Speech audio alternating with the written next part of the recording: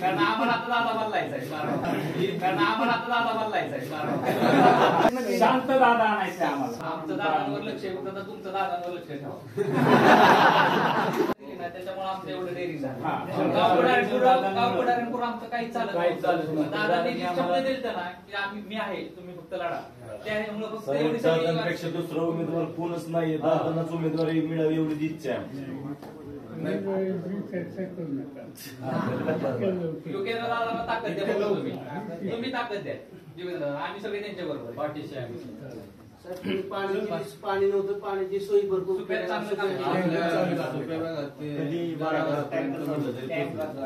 युवकांनी कधी फोन केला तर मदत पोहोचली, नुकसान भरपाई दिली आता चांगलं लक्ष दर मंगळवारी लोकांच्या समस्या ऐकल्या जातात साहेब।